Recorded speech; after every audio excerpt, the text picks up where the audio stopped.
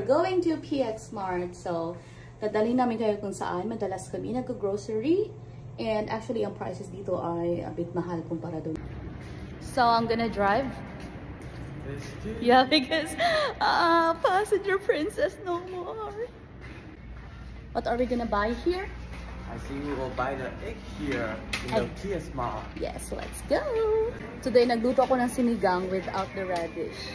Actually, radish talaga isa sa mga main ingredients ng sinigang. Kasi nga naman, ang radish dito sa Taiwan, ganito kalaki. Eh, yung nagluto ko, ano lang, pang dalawang tao lang. Kaya hindi na ako bumili ng labanos.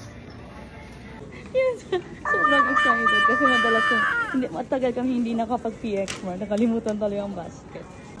Merong maliit pero ang mahal, 45. Sa peso, mga nasa ano ito, mga 65 pesos or 70 pesos. Pag nakikita ko tong gulay na to, naalala ko yung ano, yung sa Plants vs. Zombies. Parang magkamukha sila. And if magpunta kayo ng Taiwan, dapat kayo kumain ng grapes kasi ang grapes dito, napakamura. Tingnan nyo, 149 lang isang box, tapos green ang kulay ang tamis nito. And then sa peso, nasa 250 pesos lang ito. Oh my God, we should buy the repolyo kasi ang mura. Only 29. Yeah, it's so cheap, right?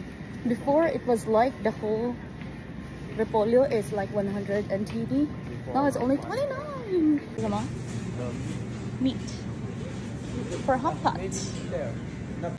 Nakahanap kami ng mas murang repolyo. Grabe guys, ang laki. Tapos tag 39 lang siya.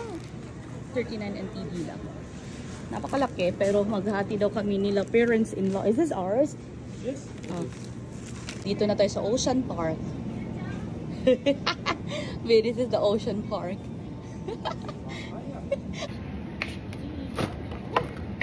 Okay, let's find the eggs. The cheap ones only. So the cheapest as of now is 49. They have 49.